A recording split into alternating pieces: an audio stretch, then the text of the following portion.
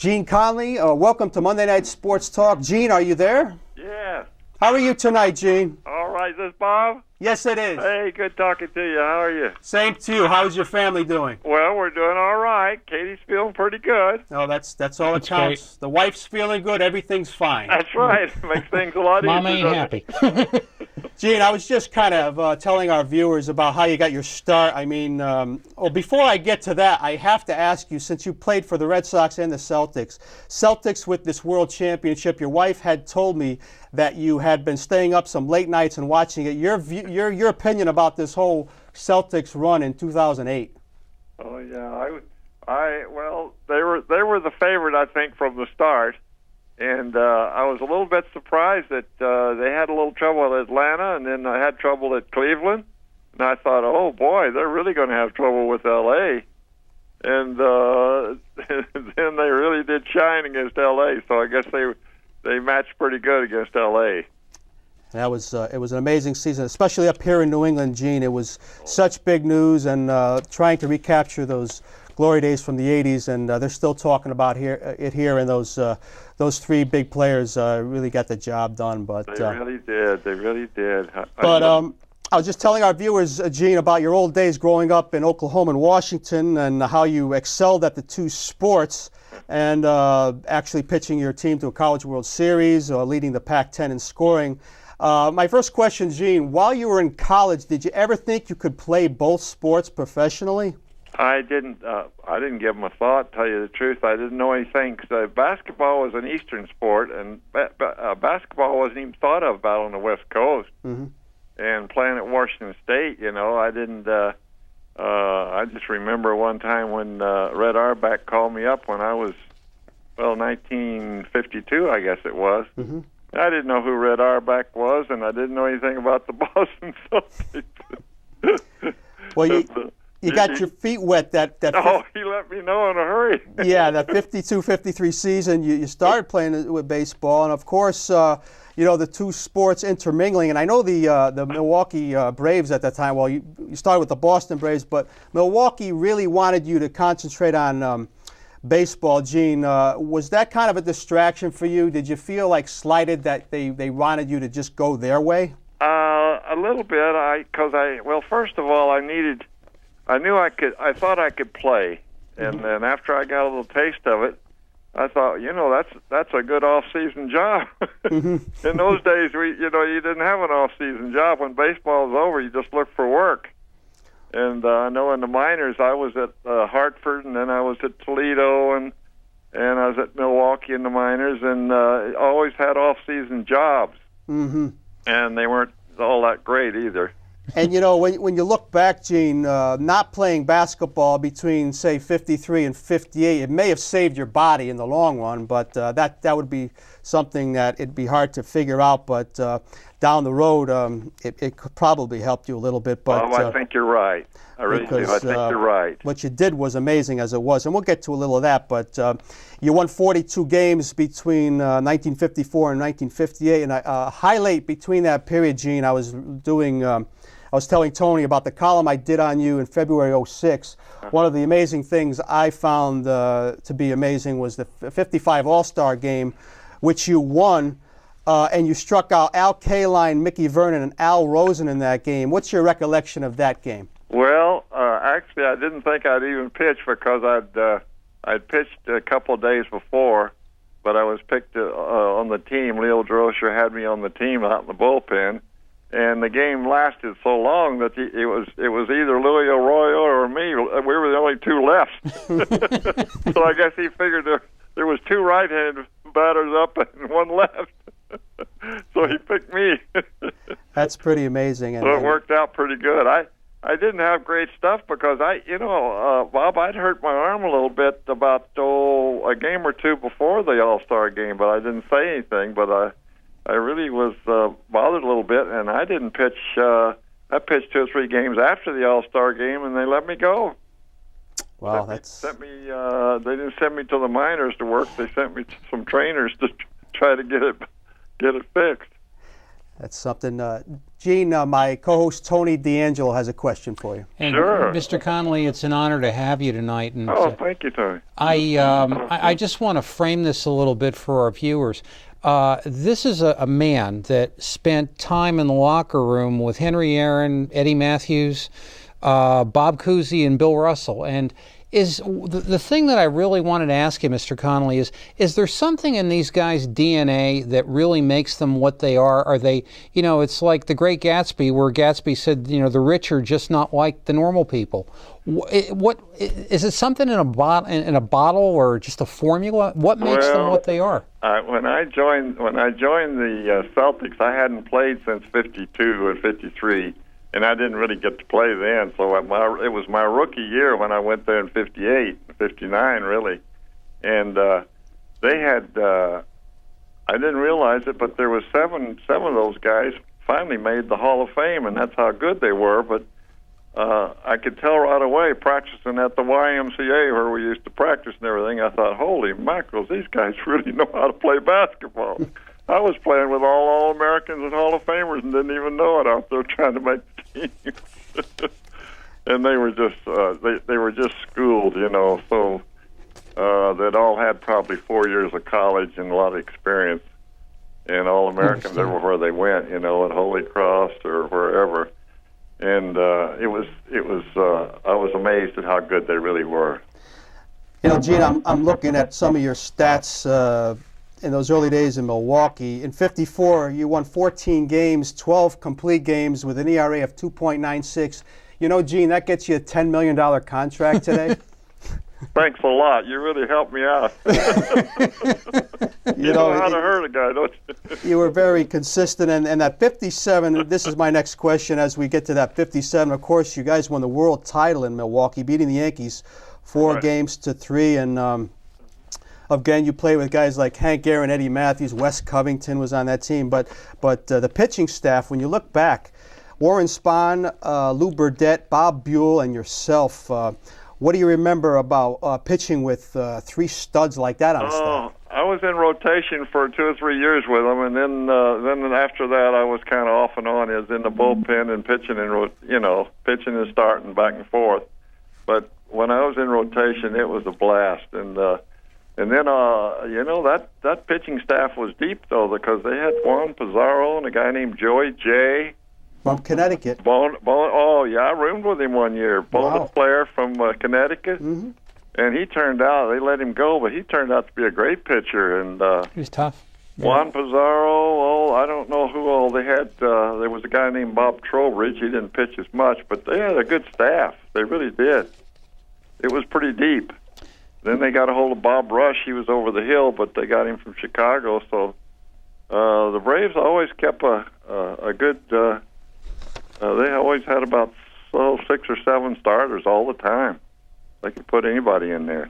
As long as you had old Spawny going every 4 days, you're in pretty good shape. It's like the sunrise, right? Not too bad. And Mr. Conley, one of the things in reading the stats of that particular team, there was a fellow by the name of Bob Hazel that hit 407. Whatever became of him? Well, people ask me about the '57 team, and we had a lot of injuries and stuff. And this Bob Hazel was called up, and they called him Hurricane Hazel. And the guy, he won about half a dozen ball games, and with key hits that actually won the game. And he had a lot to do with winning that year. I mean, we won fairly easily, but not that. It could have been closer than. Without him, we might have been hurting a little bit. But, the next year, someone said he slid in spring training. He made a slide and hurt his ankle or something, and they traded him. And, he couldn't hit after that. And he went right out of ball. He didn't even go to the minors, I don't think. So Hurricane came through, and it was all over. Jeez, that was it, right? But again, Gene, you won 91 games in your Major League career, ERA of 3.8.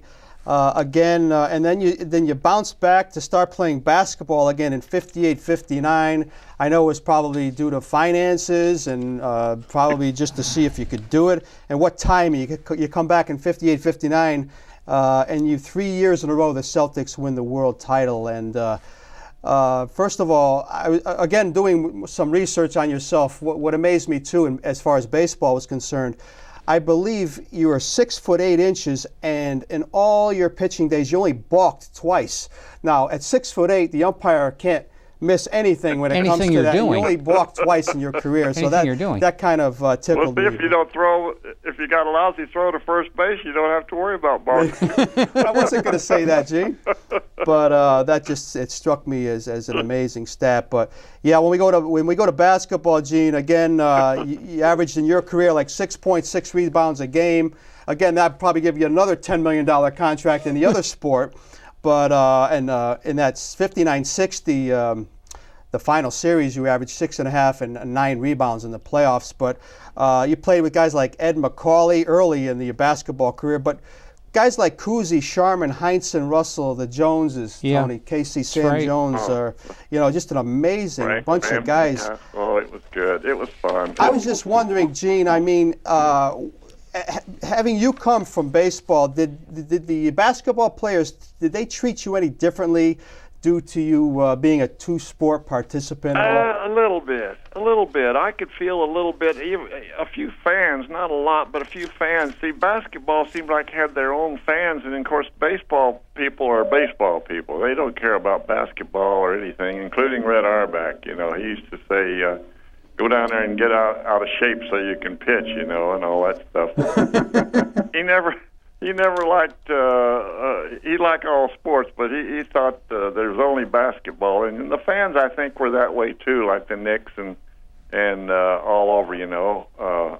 Philadelphia basketball in the East was in Detroit, some of the established places, and. They didn't really know whether I could play or not. Once in a while I'd hear somebody say, "Go play baseball for crying out loud," or something. But and I'd make a couple of baskets, and I didn't hear from them anymore. So that kind of helped us. Maybe they helped me along, but it was fun because I'd go into Philadelphia and places against Wilt and all of them, and there'd be Robin Roberts and Richie Ashburn and Harry Anderson and all them guys coming to the game. And it was a blast. They come up in the locker room and met all the players, and Red was nice to them. And it was. And then I'd go into Baltimore and I'd see a few Baltimore players. And in L.A., I remember running into Johnny Padres and some. They did come out, and it was nice. It was a good feeling to see some baseball players when I was going around with the Celtics. And you mentioned Red Auerbach, Gene. He actually, and this must be incredibly high praise on his part, he said that Gene Conley was one of the greatest athletes of our generation. That's coming from one of the greatest coaches ever. But just wondering, what was it like playing for Auerbach? What do you think was his greatest strength as a coach?